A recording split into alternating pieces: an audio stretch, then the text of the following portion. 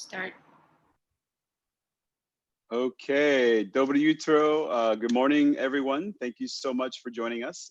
I'm John Swinny, Director at the Kazakh Research Institute for Future Studies. It is an absolute pleasure to be able to host today and have a conversation with Dr. Jonathan Reichental. We'll do an introduction in just a minute. Just want to make sure that we have people coming into the room. It looks like some people are coming on, and it looks as though streaming is going. So, okay, we will get moving.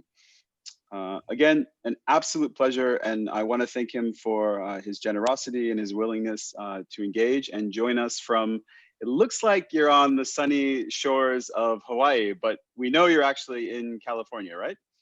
That's right, I'm in Northern California, just a few miles south of San Francisco. Amazing. So what's really phenomenal and wonderful about this is the chance to obviously connect California and Kazakhstan. And I'm currently in Belarus, even though my heart is in Almaty.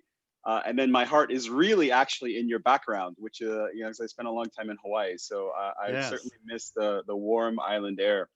But it is absolutely a pleasure to welcome Dr. Jonathan Reichental, the CEO of Human Future. We met what must have been maybe 3 years ago or so at an event in Singapore, and you were speaking about technological trends, fourth industrial revolution, also leadership. Your amazing career has spanned public and private sector. You were the CIO of Palo Alto, for which you won a number of awards. You've also spent time working with O'Reilly Media. You've consulted globally for governments, for top Fortune 500 companies. And now you're really bringing your message around technological change and around how we can create that more preferred future through a variety of ways. I know you've got a fantastic podcast series that you do, but also books, and you have a book that just came out. So Smart Cities for Dummies has just arrived, and I believe it was actually #1 on Amazon for engineering, if I saw that correctly. So again, it's an absolute pleasure to have Jonathan with us and have a chance to chat and to discuss everything from what post-pandemic futures might be to fourth industrial revolution, and to go in lots of different topics. And of course, I would be remiss if I didn't start with a really, really incisive, critical question, because this is tea time. Jonathan, welcome, and what is your favorite tea? Salem, John. It's great to see you. Thanks for that wonderful introduction. I'm in my home here in near San Francisco. This is just one of those fun backgrounds, of course. Wouldn't mind being by the beach, as I imagine you wouldn't mind either. Now, are you asking me like what tea, the actual hot tea I like? Yes. What is your favorite tea? Do you have a favorite tea? Do you drink tea? What is your favorite? Because tea is a serious deal in Kazakhstan. Oh, I love tea. I really love tea. So, and it's kind of interesting you ask. I've really grown to have an appreciation of it just over the last 2 or 3 years. Having grown up in Ireland, in Europe, you drink just plain old caffeinated tea probably every 15 minutes. There's no variety. There's just one type of tea. But now here I am in California, and just started exploring. I love peppermint. I mean, that's probably quite simple. I love peppermint tea. I've kind of got into a variety of sort of ginger and lemon teas. There's a lovely chamomile lemon that we drink here. Well, no, it's a chamomile lemon vanilla tea. I don't know any of the exotic names or anything, so excuse my ignorance, but I really love the herbal type teas, and the ones that, the relaxing ones. I will generally try to have a nice cup of tea before bed, and it sort of calms me down, and I just love the taste as well. Excellent. Excellent. Amazing. As I mentioned, tea is a really big thing and quite serious in Kazakhstan. So we're going to try to get you some good tea. We'll get that hopefully to you in California, some way, shape, or form through what's happening currently. But as I mentioned, your book on smart cities has just come out. And I know, of course, you've been thinking and working a lot in this space.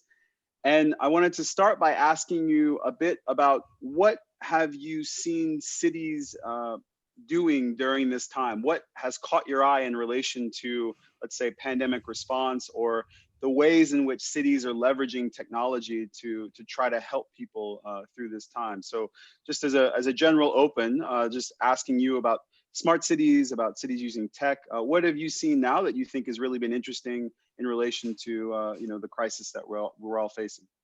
Yeah, no, thank you for that question.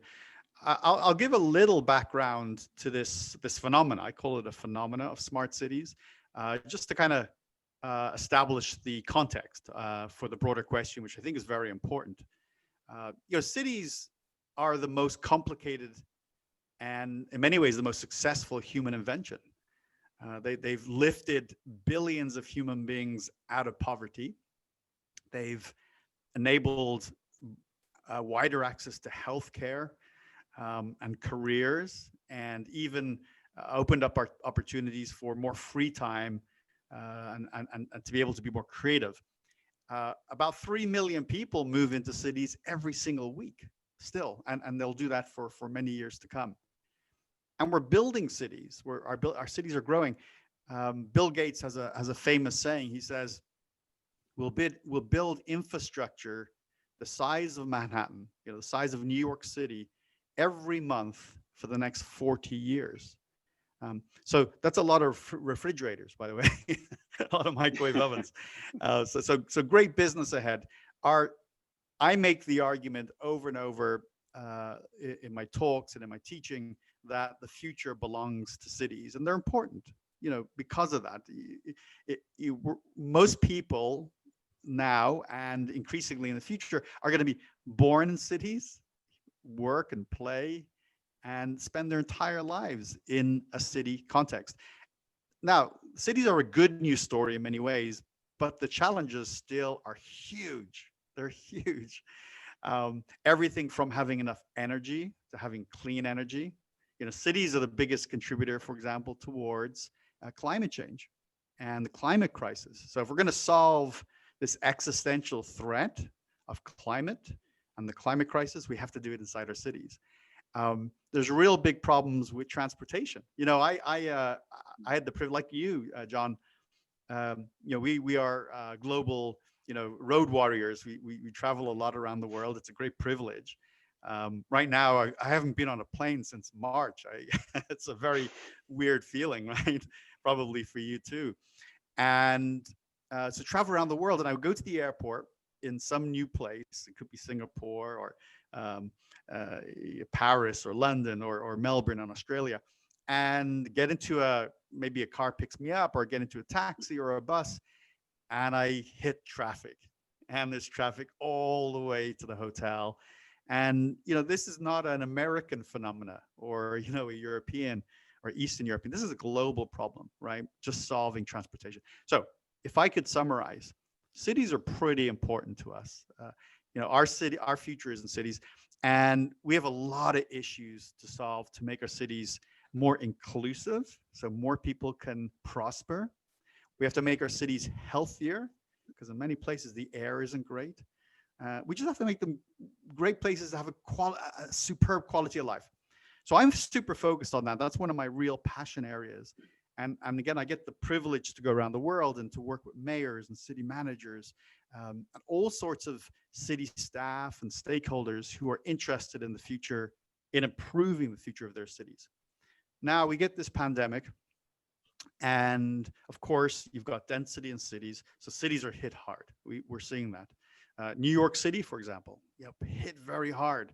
They all had to, really be strict about staying home because, you can't escape people. It's hard to be, 6 feet or more away from people in a very, very dense urban area.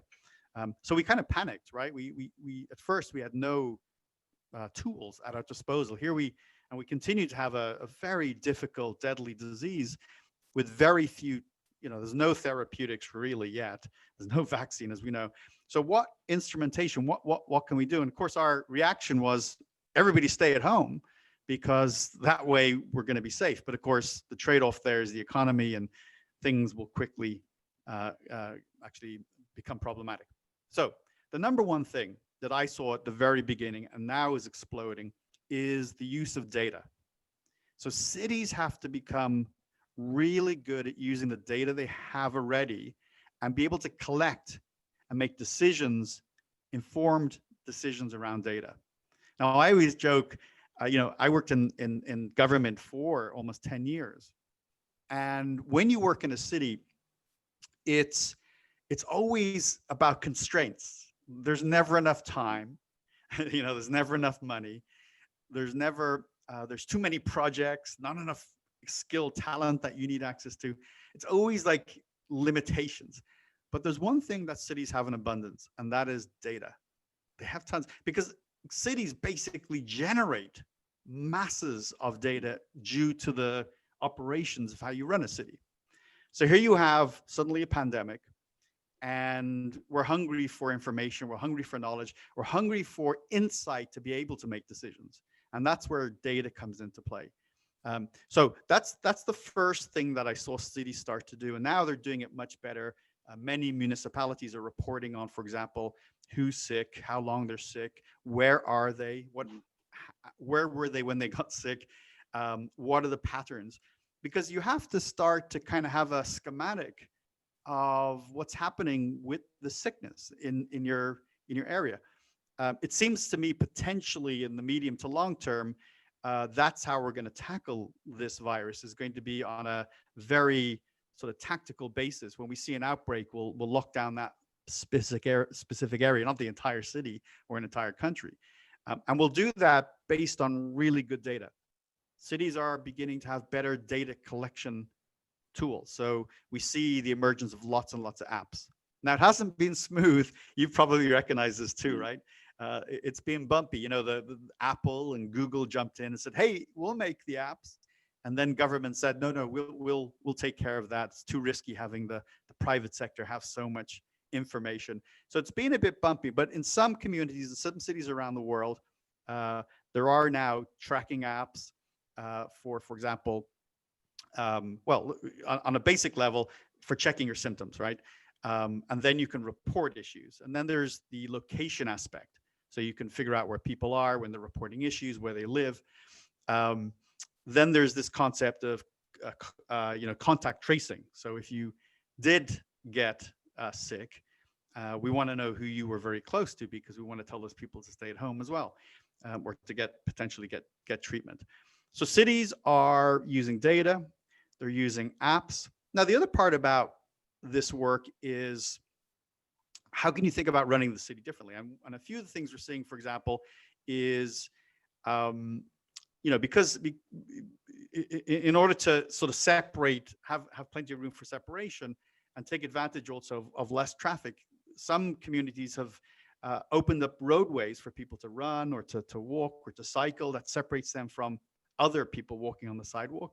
So there's been sort of this reconfiguration of some communities. Many cities actually in the world are doing it.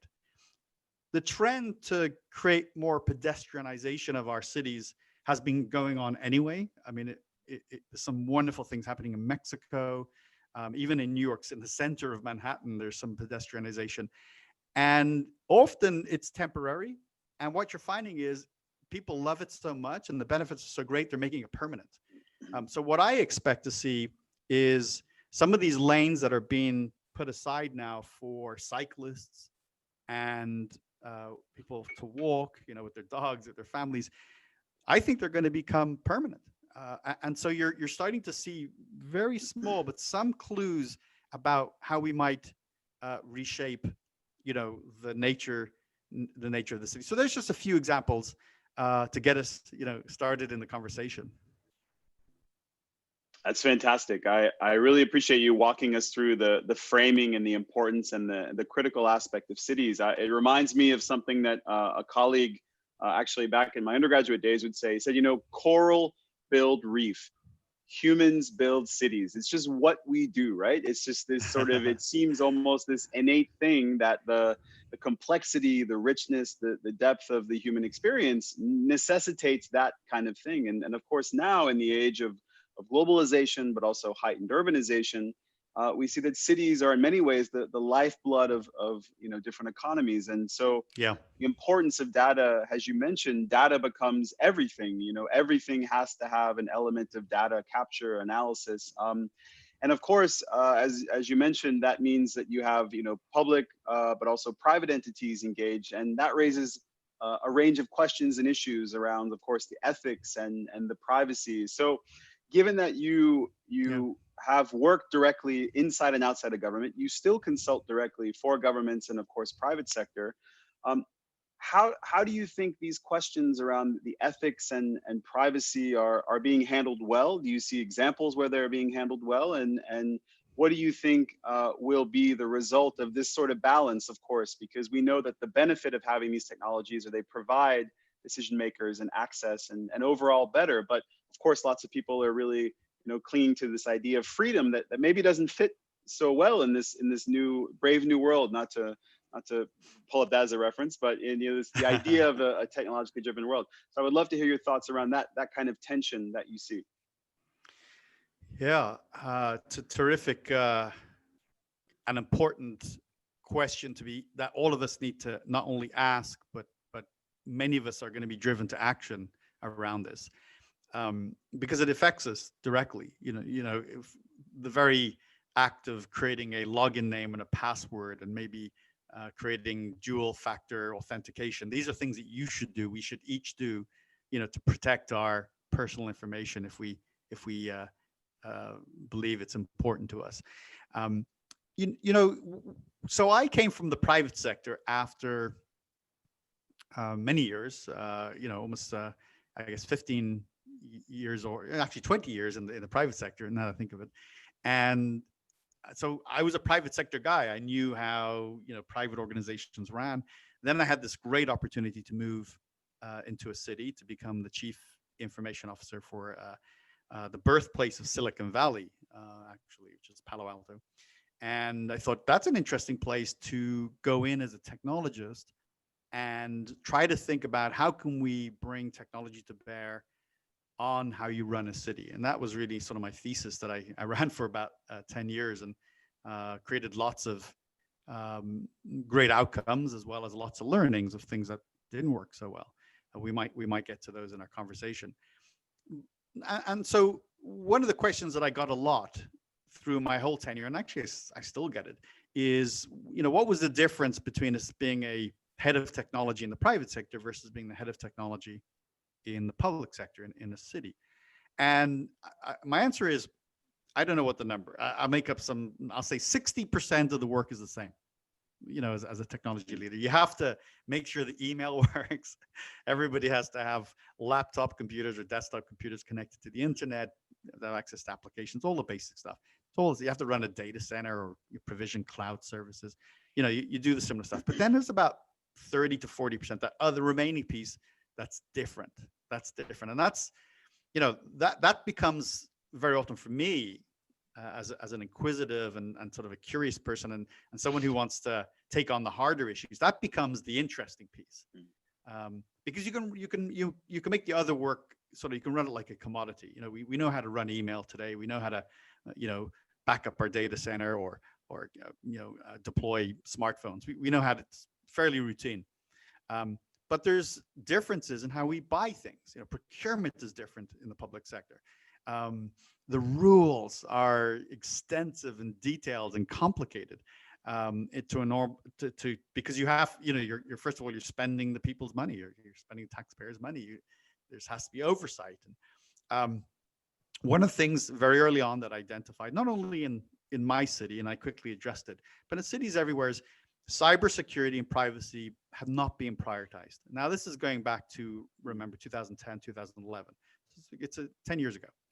And so it was considerably weaker than what I had experienced in the private sector, who had already sort of gone on board and realized that, cybersecurity was in the top 3 most important priorities for any, private organizations to not only protect their information, but to be successful.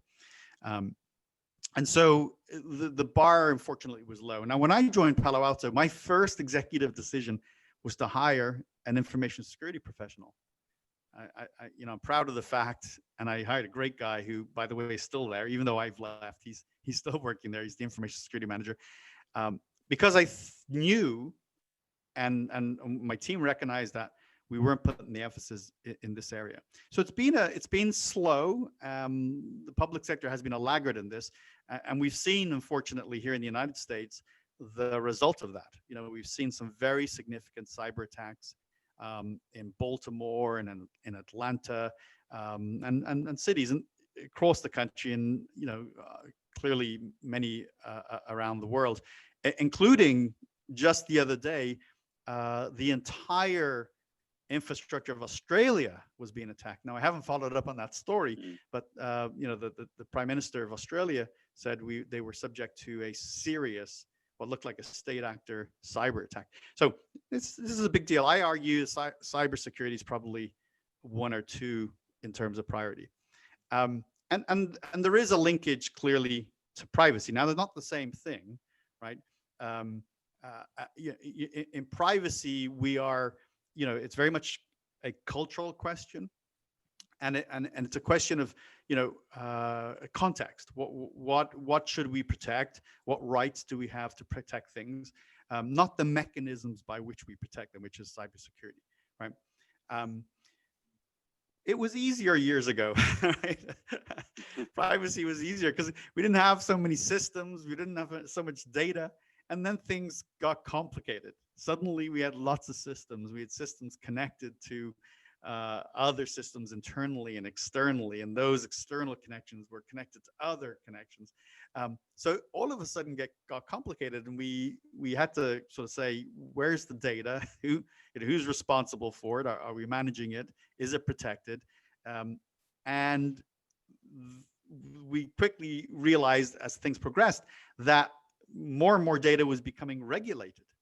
So again, in the United States, health data is considered very private.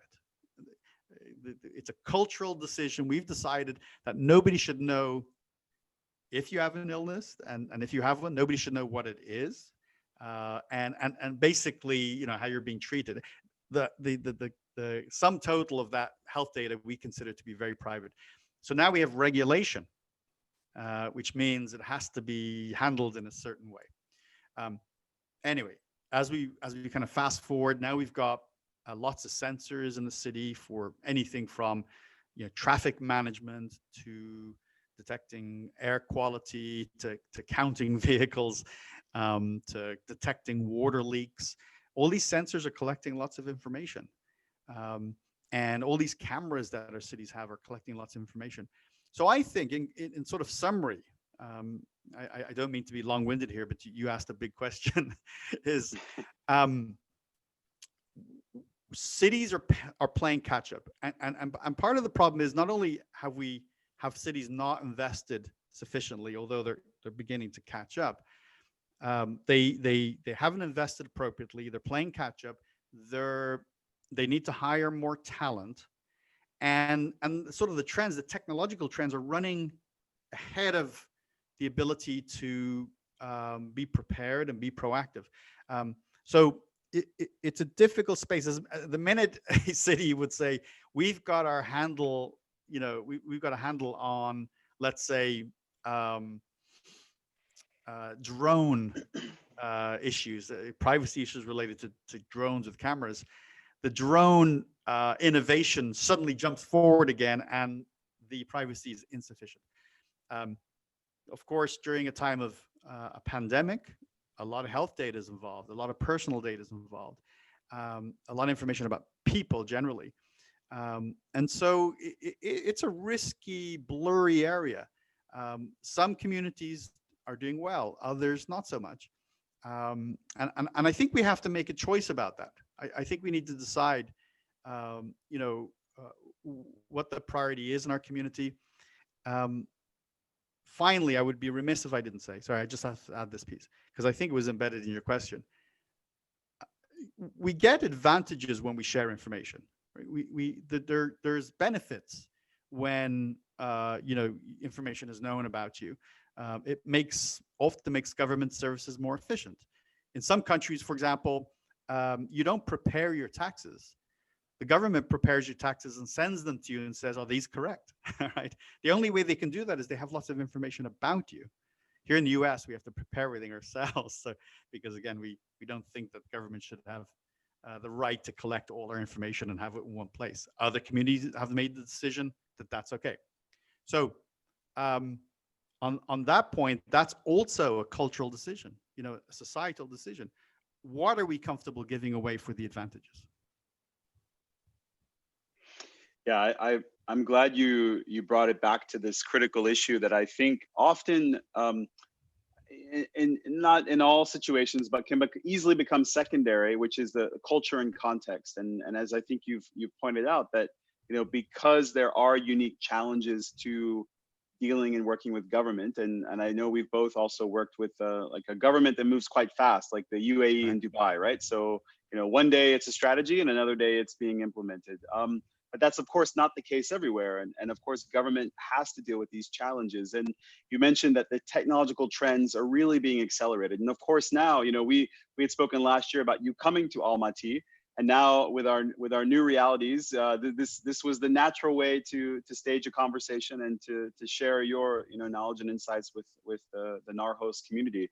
And what we're doing now is just one aspect of I think a broader range of technologies that you spend a lot of time talking and thinking about, what's often referred to as the fourth industrial revolution. And that's a critical aspect, of course, of how smart cities will run and requires lots of data.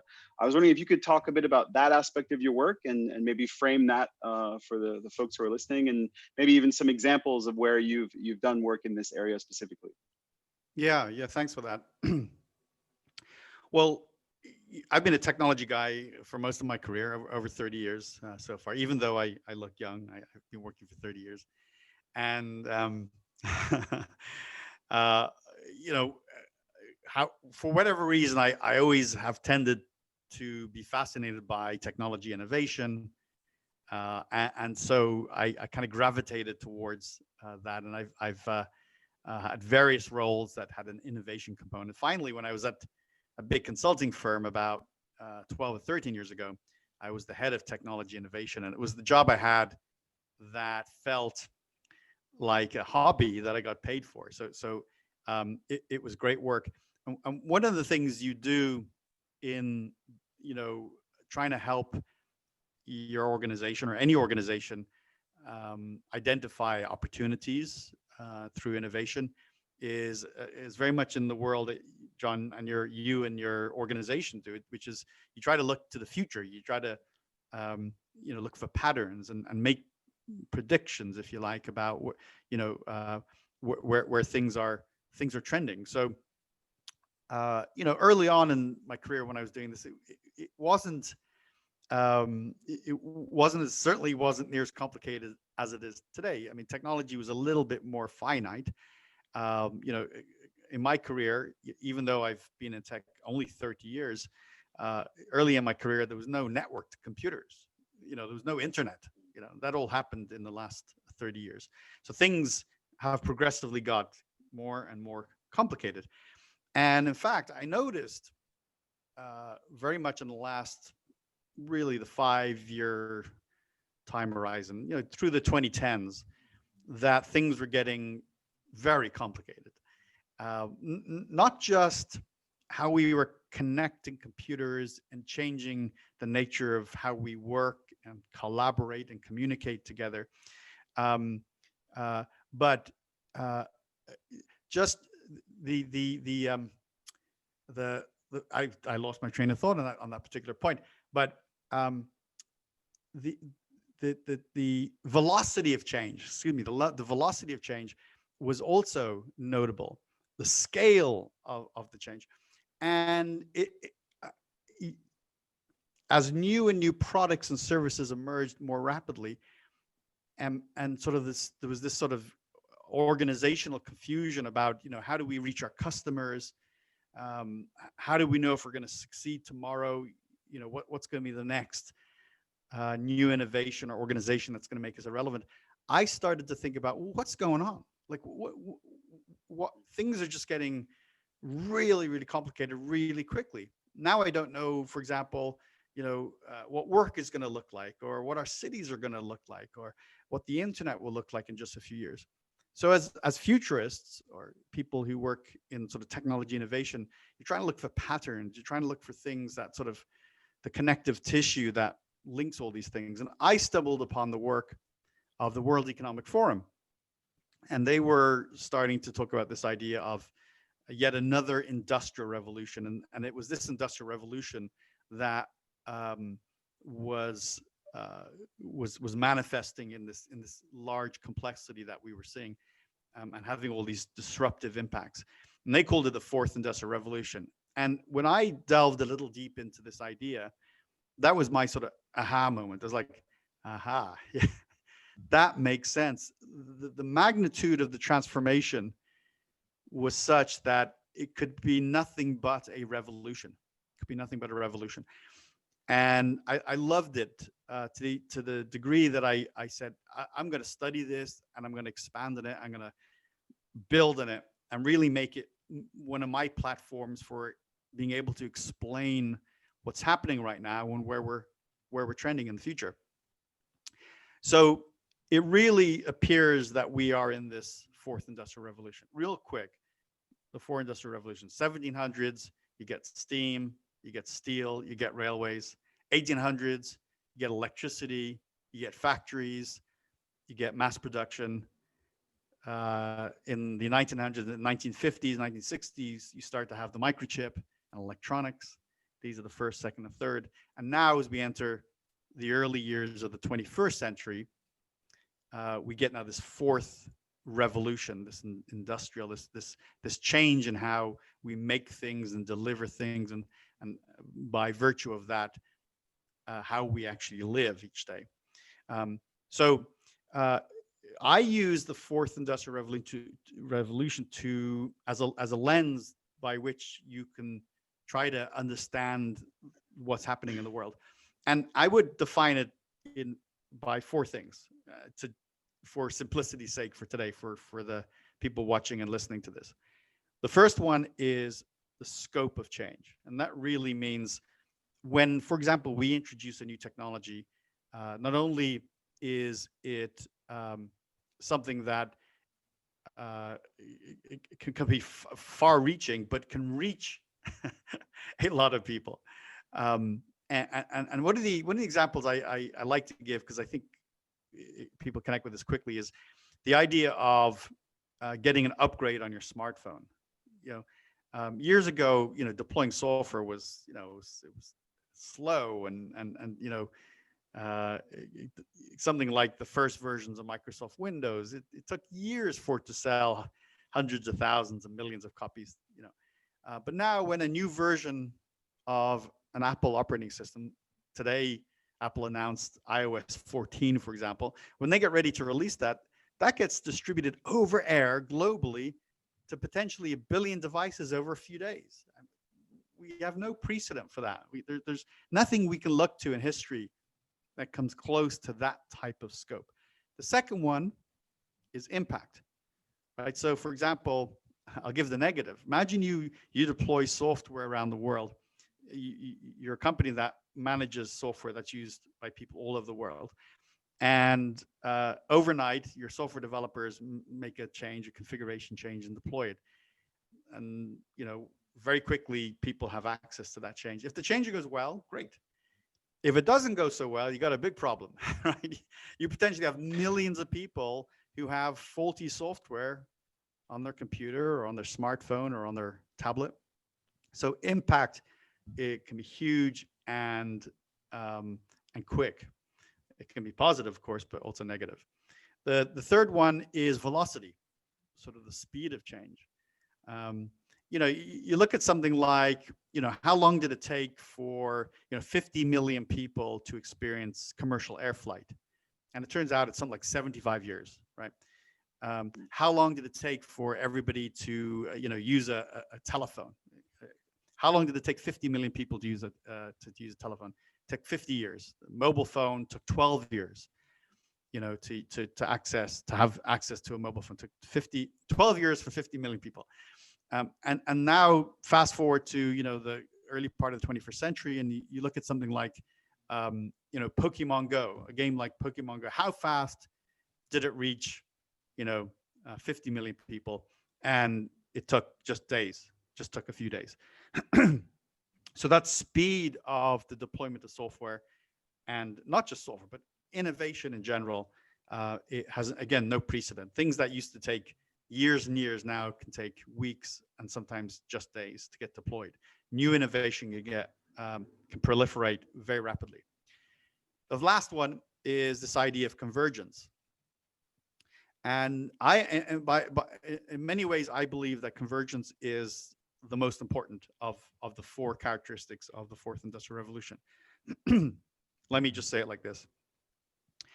No doubt, people watching today, you probably talk about this a lot. Artificial intelligence is a big deal. It's becoming a very big deal. It'll be baked into everything in our world, and often with great benefit. And it's important. But that's not the whole story. The whole story is not artificial intelligence. If you take artificial intelligence and you combine it with lots of data, and you combine it with quantum computing, let's say, still a nascent but emerging space, then you have something radically different. And so the idea is that you take these different emerging technologies and you find their intersection, and that intersection becomes completely new, groundbreaking value. And we're seeing that more and more. So I have a very simple equation on this that I use. You could say, AI equals value, right? AI equals some solution. That's great. But AI plus X equals something probably greater. So AI plus, and then fill in the gaps. AI plus X equals Y. This Y thing is going to be that game-changing innovation. You take AI plus quantum plus data, and that equals, better medicine. Suddenly you have a cure for a certain type of cancer, or you have a cure for diabetes. So convergence is the combination of things. If you think about something like Uber, right? Uber is not a single technology, right? Grab or whatever the equivalent is in your country that you're watching this from.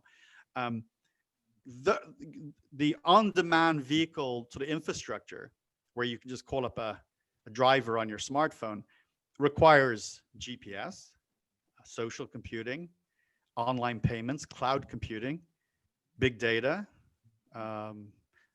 miniaturization of processing.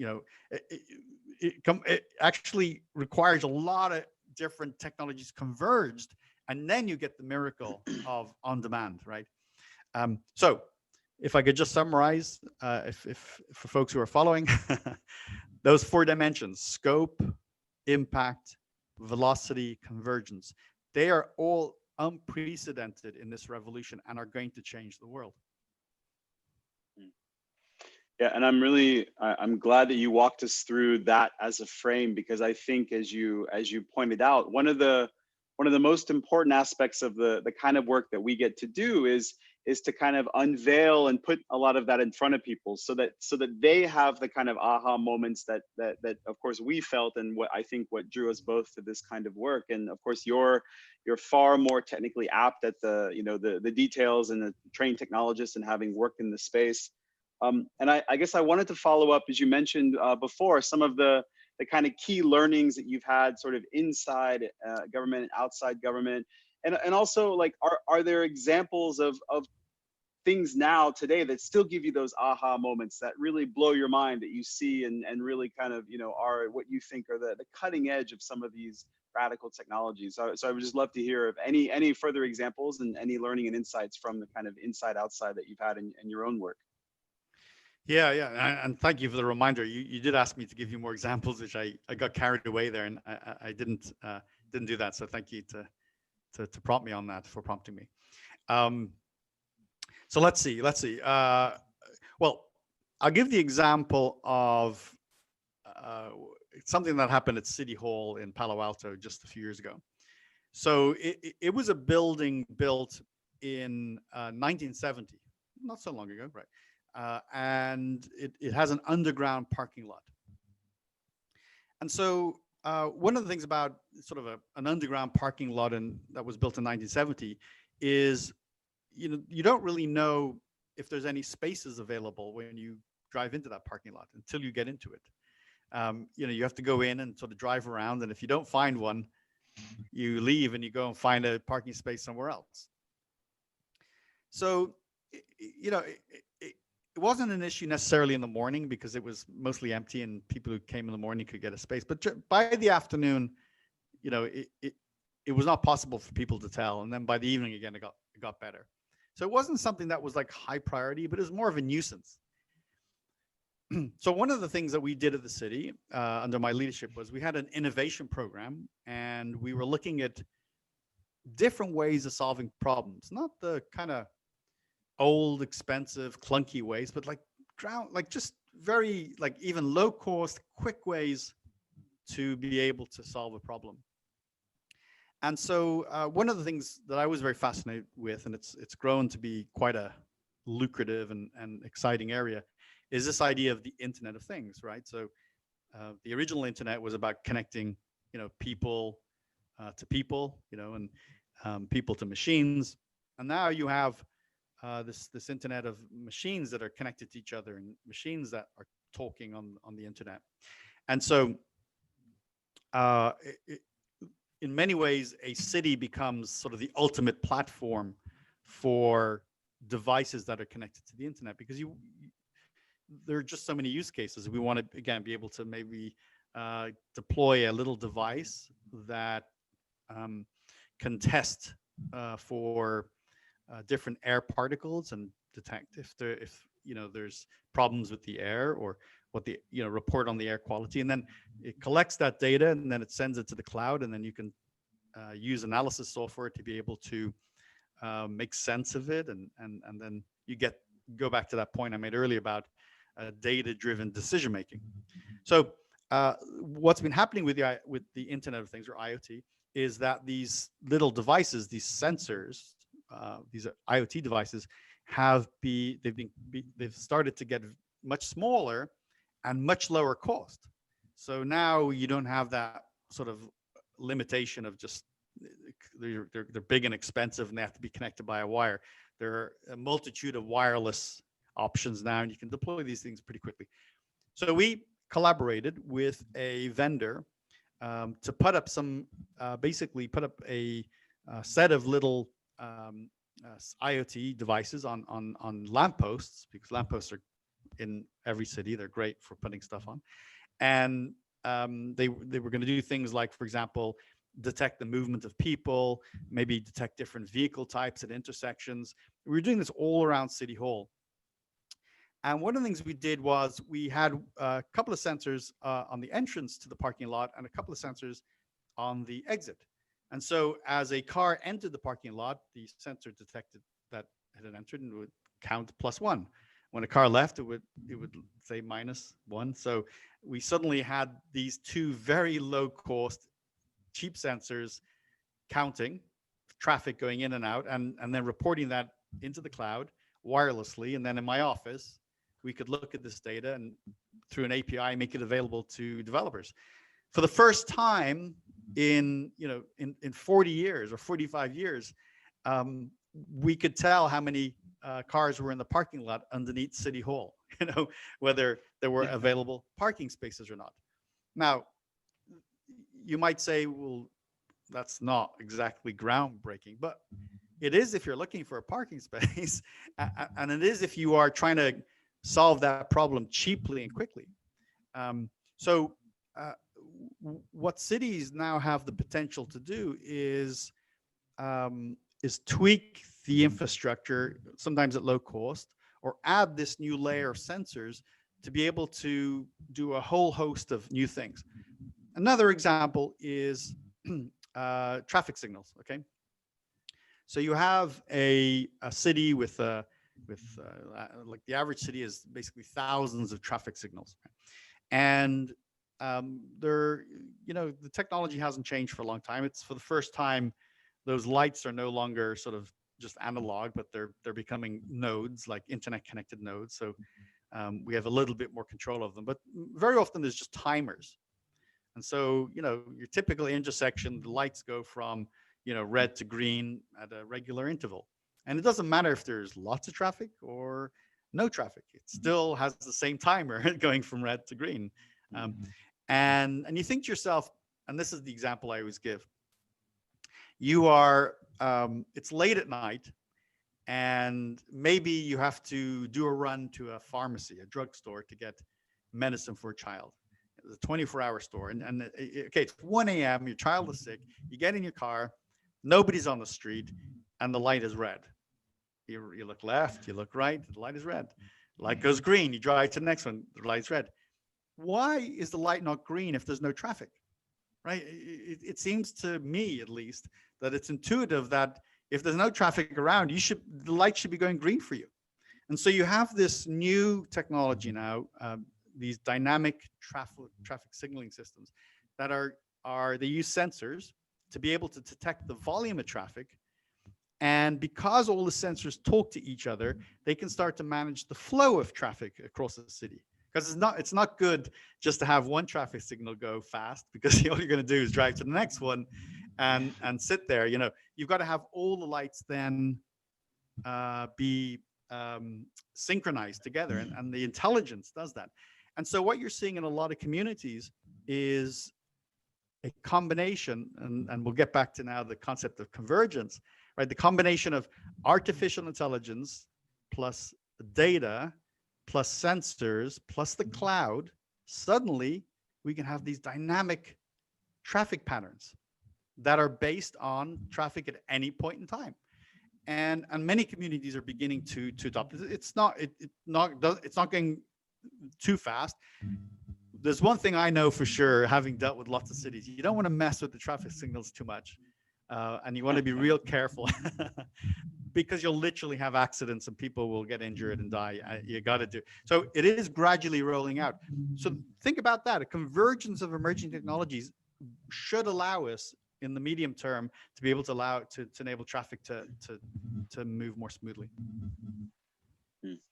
That's a great example, and I think that example really resonates well with Almaty, which is a amazing city right at the foothill of the mountains, but is always grappling with this traffic problem. And I think that you hit on this point, that if we do leverage these technologies, we can approach solutions and we can sense make about the kinds of challenges and experiences that people have from very data-driven ways that help us make better decisions and leverage these technologies. And so I wanted to carry this forward, but also shift a little bit, because you Sure. also, I've worked a lot in education. You've been teaching at University of San Francisco, UC Berkeley, and you also have a very successful line of courses through LinkedIn. So I believe you had one on digital twins and blockchain, and you've covered lots of different topics.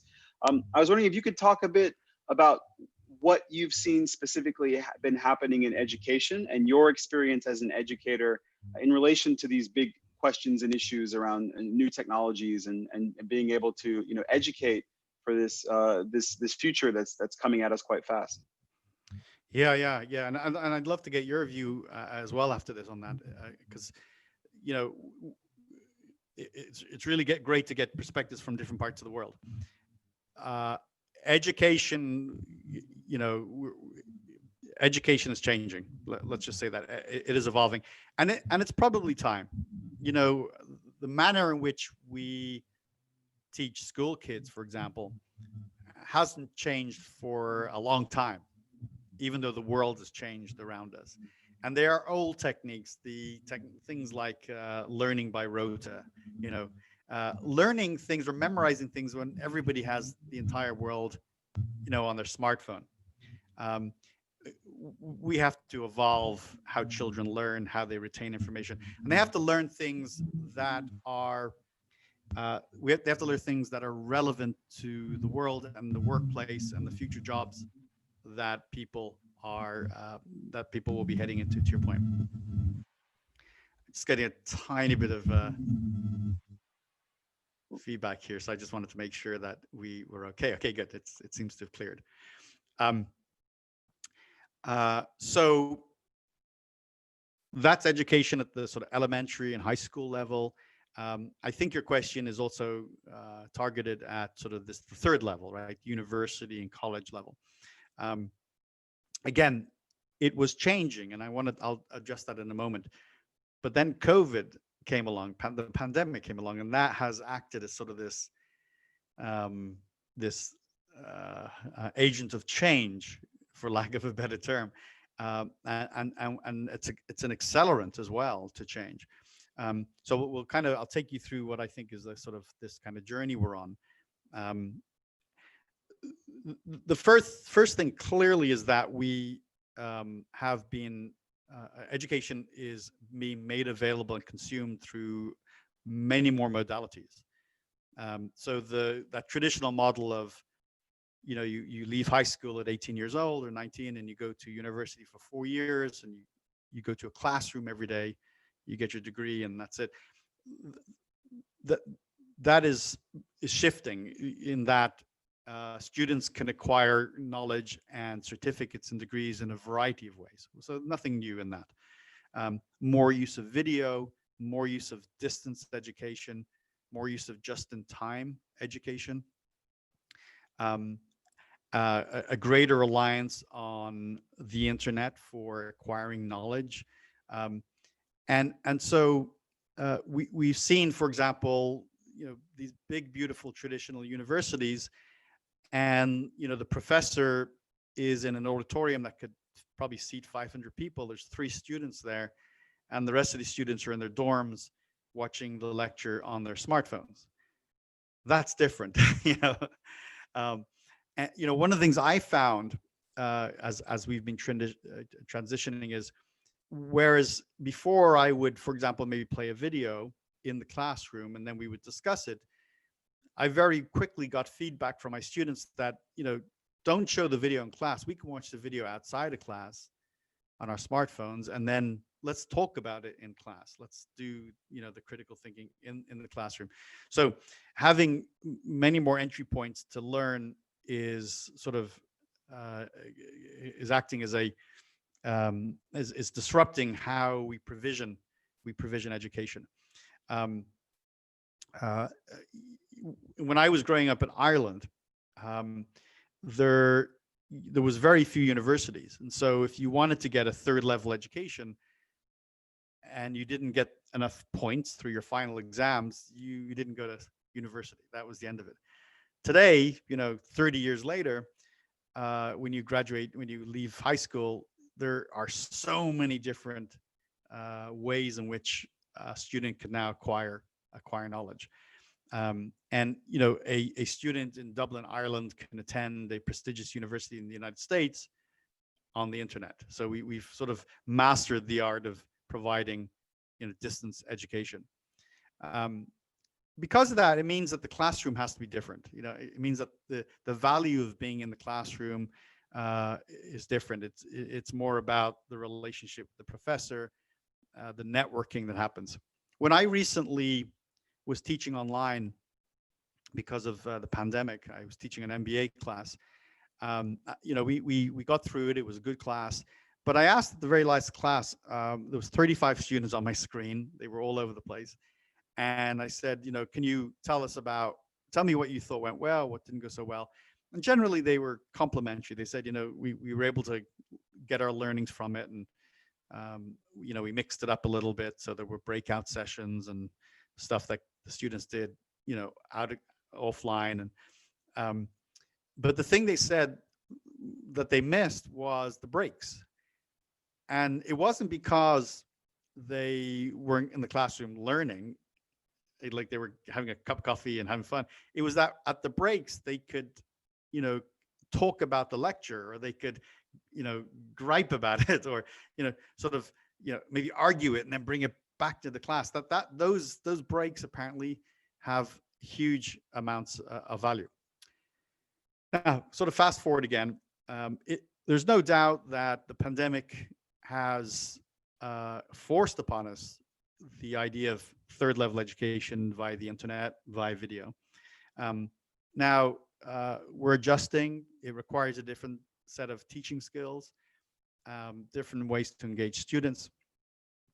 But it also means that a university can offer its services to a much bigger audience, because you now eliminated the geographic limitation, right? So, you know, if you're Almaty is an amazing city because it has so many universities. If your students were required generally to be on campus in Almaty, that by nature limits the amount of students. But now there is a greater appetite globally for attending great universities anywhere in the world.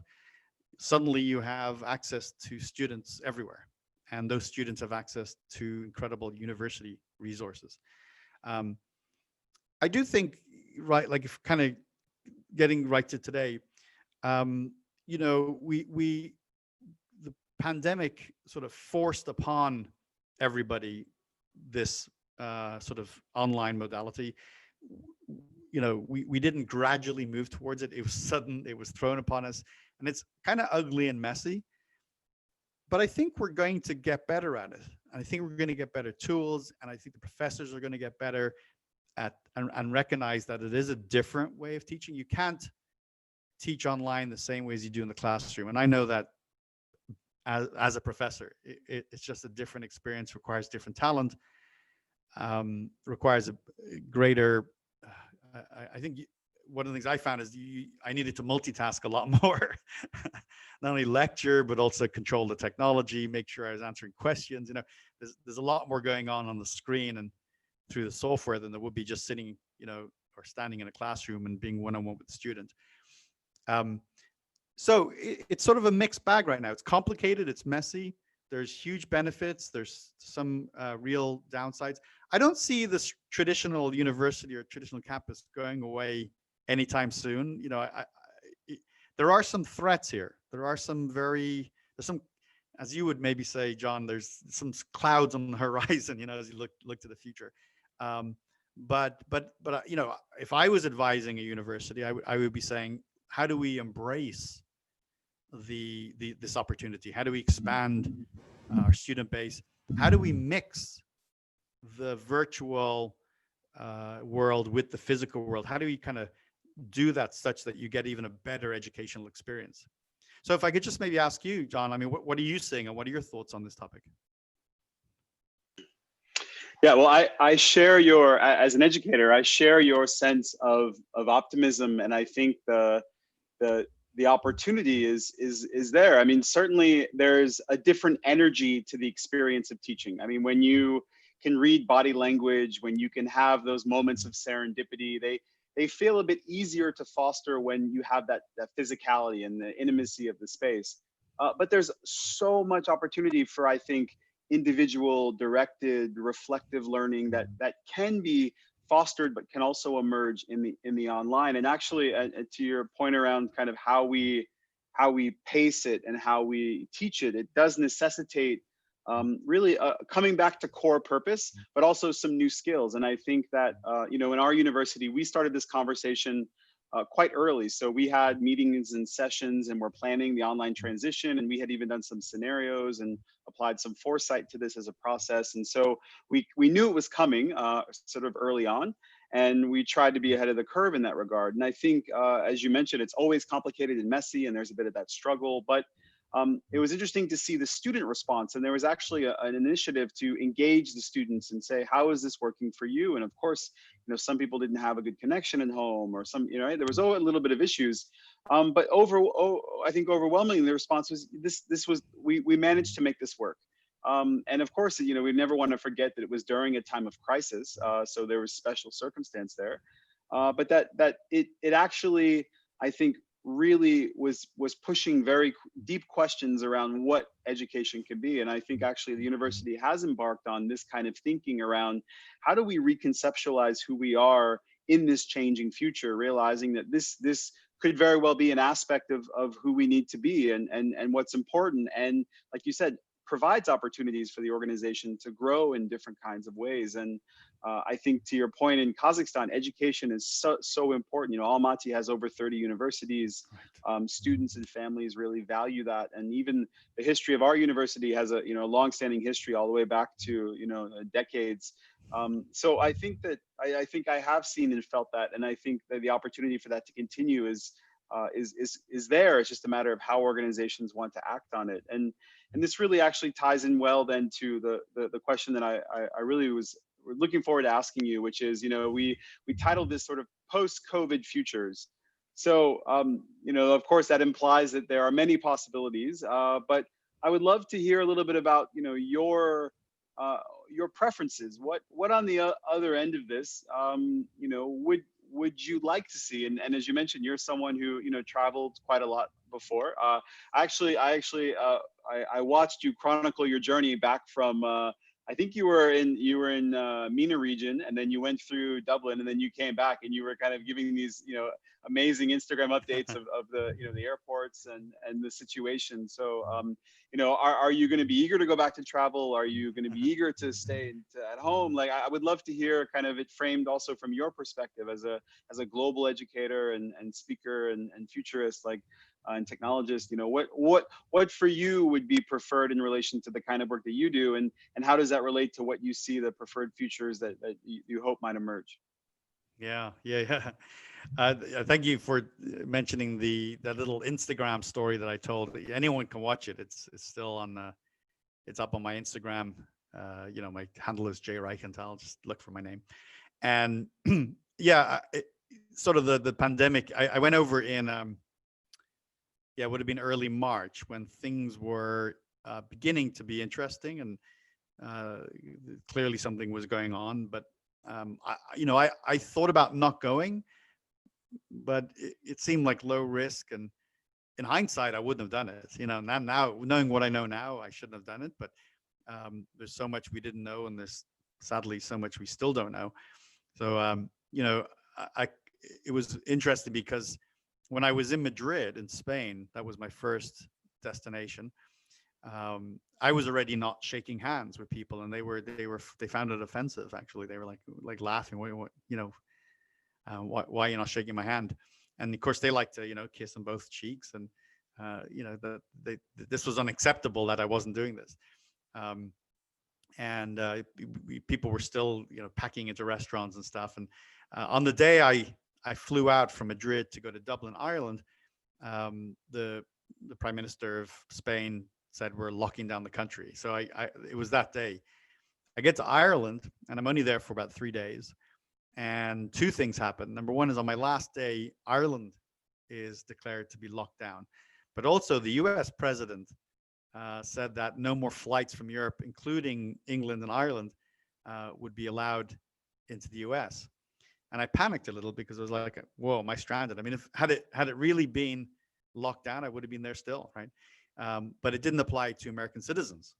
So I was able to still get on my flight.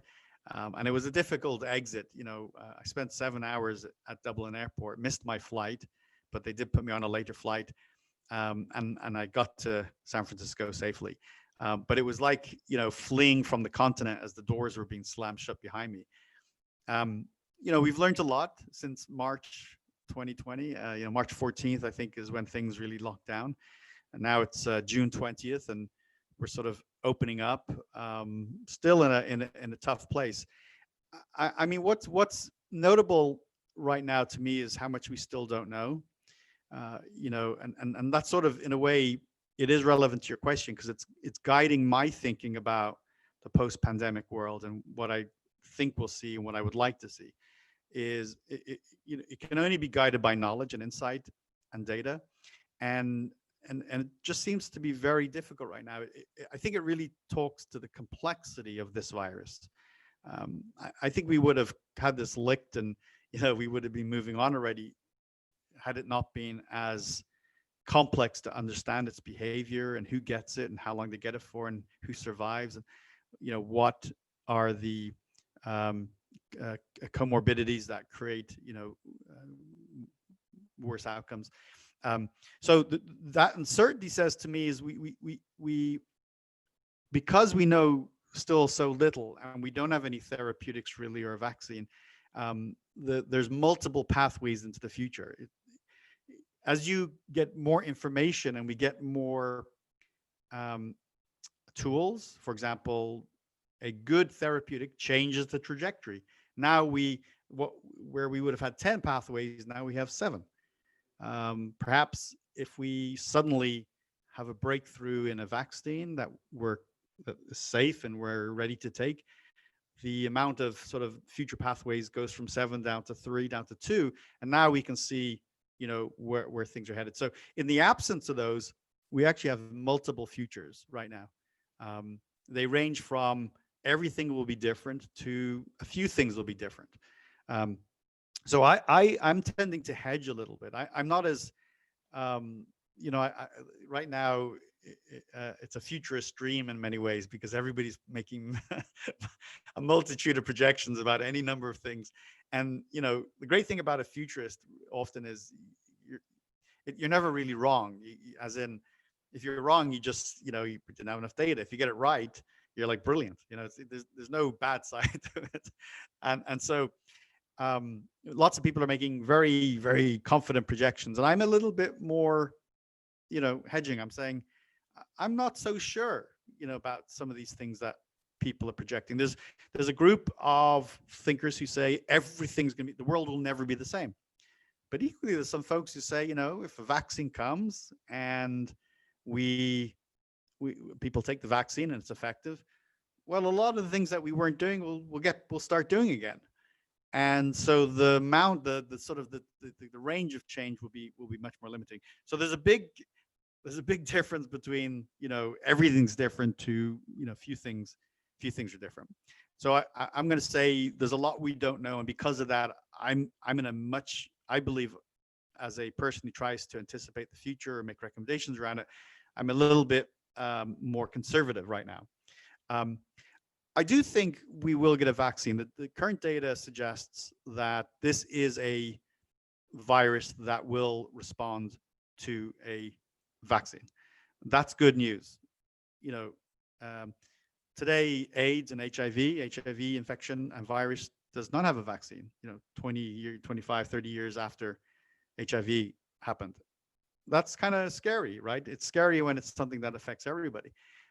But there is optimism that this is a virus that we will get a vaccine. Now, the question is, how do you make a vaccine for 7.7 billion people? That's another problem we'll have to overcome. But assuming we can make it cheaply and get it to everybody and everybody who wants it, we should be able to resume some of our activities. I think what will change are the things that have happened that are actually good. Distance medicine, telemedicine, that's here to stay now. We were probably trending towards it, but that has happened. And people will go to the doctor on their phone. People will not go to surgery anywhere near as much as they used to. I don't know what the number will be, but at some point, 90% of all doctor visits will be you on your smartphone. So medicine and the way medicine is delivered and diagnostics are made, that is going to change, no question. Delivery, again, no matter what happens, if we have a vaccine or no vaccine, delivery of products and services, it has absolutely shifted. So, I'll give you my personal example real quick. I never bought groceries online in my life. People were doing it here. It's kind of trendy in California. I never did it until April of 2020 when I had to because we couldn't go to the store. And I loved it. I loved going online, picking out my groceries, and 2 hours later, they were at my front door. Just a small premium, and it was worth it. So I probably won't return to a grocery store, not in the way I did in the past, maybe to get a nice piece of fruit or something, but getting my normal groceries now is going to be delivered. Delivery is huge, and it's going to mean that there's going to be all sorts of innovation around how products are distributed, everything from autonomous vehicles to drones. And this, by the way, when I say delivery of products and services, I also mean how we use services online.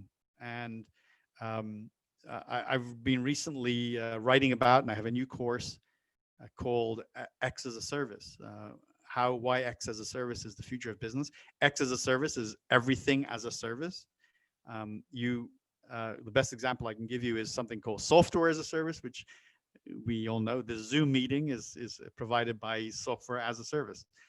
And there are many, many different types. There's platform as a service, and there's infrastructure as a service. There's AI as a service. They all kind of fall into this larger, this umbrella category called X as a service, everything as a service, or anything as a service. That is exploding too. Cloud computing, cloud-based delivery of computing services, and your sort of lifestyle choices are going to be now cloud delivered for good. The physical changes are going to be interesting. You know, yesterday I did go out to I had to get there was a part of my my cable box for my television was broken. I had to swap it out for a new one. So I had to go to the TV store, which was a few miles away. And I was thinking to myself, how is this going to work? You know, I hadn't actually had sort of a complex interaction since the pandemic really hit hard here in Northern California. And I found it to be quite interesting. I mean, there was stuff I had to do outside the building. There was a guy who greeted me, and he asked me to do a couple of things. I had to clean my hands. I had to put my equipment in a certain place. Then he asked me to go to a standing point, you know, about 3 or 4 meters forward. It said, stand in that circle until you're cold. I moved to this lady who had a plexiglass in front of her. Anyway, long story short, the service had changed. And actually, it was better. You know, I found that in order to provide the service in a pandemic world, in a COVID world, the leaders of that organization had to rethink the entire experience, the entire human and consumer experience, and they'd actually improved it. So there's a lot to be said for using this opportunity to improve our life experiences and how we interact with organizations and even with our cities. You know, I don't think we're solving, you know, the big challenges of, you know, can we be kinder to each other? Can we be a more inclusive society? That won't come out of COVID, I don't think. That's a longer journey for all of us. But there's certainly elements of the existing COVID world that will continue. I mean, you ask what I would like to see. And so first of all, I would like to get back on planes myself. I'm going to be probably a little bit more selective because I know that I can do some of this work online. But I love to travel, and I love to meet new people. I love to go to new countries. And a big part of it is the human connection for me. I'd much rather be in Almaty with you or in Belarus with you right now. You know, we're doing this, and it may be working, hopefully, but I would have much rather have done it in person. So I would like to get back on planes. You know, and so hopefully a vaccine would allow that to kind of get back to a reasonable, sort of comfortable state. And so, you know, the post-COVID world for me, it is about, you know, delivery. It is about telemedicine. It is about a cleaner world. You know, I don't know if you've seen stores and, you know, hotels and stuff, but they are spotless right now. You know, so they should have always been that way. So I like that part of it. I'm conscious of the time, so those are just a few of my thinkings. That's really great. Yeah, we have just a few minutes left, and I appreciate you giving us a sense and a glimpse into those possibilities. And as you mentioned, it's a chance to kind of do things that we should have been doing already, but also, of course, create new opportunities and possibilities where we might not have done otherwise. So just in the minute or two we have left, I just wanted to ask you, is there one or two things? We've talked about lots of different things, technology, you know, foresight. Is there one or two things that you think organizations can really do and apply now that's going to have a lot of, you know, usefulness and utility for them help kind of manage the storm, if you will, or navigate the uncertainty, as we like to say? Is there anything that, just again, just 2 or 3 kind of tips or practices or processes that really you think are useful that organizations would be helpful for them right now? Yeah, it's a great question. I'll give you a couple examples, but I would say, the real good treatment to that question would be to look at specific types of industries and businesses, but we don't have the luxury of that. But I think every organization needs to be introspective right now, thinking about what they do, why they do it, and how they do it. This is a little bit of a cliche, but it's a good and important one. Take a good look at your digital strategy. The future is digital, the future is connected, the future is global. Figure out how you are taking advantage of digital technologies to reach your customers, to provide better customer service, to support your employees better, to have just a better user experience. So deeply look at your digital transformation. It's not a trivial thing. Those that do that well have a good chance of succeeding.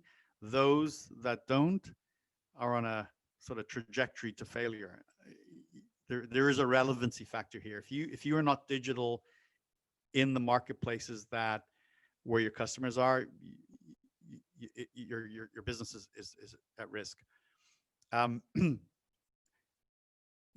would give this example. I would give this suggestion regardless of the context. We touched on it, which is great today, but I'd like to just reinforce it. Figure out where cybersecurity is in your priority. If you're the leader, if you're the CEO or part of the C-suite of an organization, do you know the status of your cybersecurity? Is your organization protected? Do you have resilience built into your organization? Today you should think of it almost like insurance. Hopefully you never have to use it, but if something happens, at least you'll have it in place. Sometimes it's sort of spending money on something that doesn't seem to produce value. But let me tell you, if there's a concerted cyber attack or event on your organization, you'll be glad you made that investment. That's 2. And again, maybe it's worth kind of repeating some of the themes of our talk today, our conversation. What is your position on data? So is data a valuable asset within your organization? Are you leveraging that asset that you have? Are you gleaning derivative value?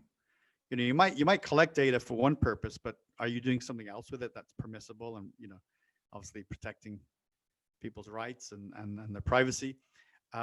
And in order to have good data value, I would recommend that you pay really good attention to something called data governance. Data governance. Again, I'm talking here broadly across the economy. Certainly in the public sector, in governments, I have seen quite weak maturity around the data governance space. The private sector is a little better, but also, not where it needs to be in terms of maturity. Those organizations that put in place data governance have better results in the marketplace. They are more profitable and more successful. So,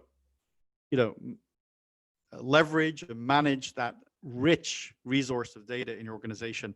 That will help you reach your customers, build new products, create new experiences, understand your marketplace. And really that's what it's about at the end of the day. That you want to have an organization that's relevant, secure, and is able to continue to add value, whatever it is that you're delivering. That's brilliant. Well, I know it's starting to get late in California, even though behind you the sun is still shining on the beach, as it were. It's the start of a new day in Kazakhstan, as it were, and still a bit early in Belarus. I just wanted, on behalf of the entire Narhos family, the Narhos Global team, and of course Curifs as well, thank you so much for your generosity, your time, your insights. It's been really fantastic. the one thing after we met, I realized is we're kindred spirits in some ways, and we could talk all day about this kind of stuff. So again, I thank you so much for your willingness to connect with our community, and just really appreciate your generosity. Thank you so much. Thank you. If I could just add a couple of comments, it's a real privilege to be with you today, John. And this is my first time in my entire life that I've had the opportunity to interact with Kazakhstan and Belarus and this university in Almaty. It's a great honor, great privilege. I wanted to be there with you, and maybe in better times ahead we can make that happen. But again, it's a great privilege, and I'm so honored to be asked and to be part of it today. Thank you so much. Thank you so much, Jonathan. Jonathan's book on smart cities is out now and available. You can find him everywhere online. You can look to Human Future, and of course, he has courses as well on LinkedIn. Again, thank you so much, Jonathan. This will be on our YouTube channel, and we'll put some information also available about you as well. Again, thank you so much. Thank you to everyone. Спасибо большое, Rahmet, and okay, have a great day. Bye.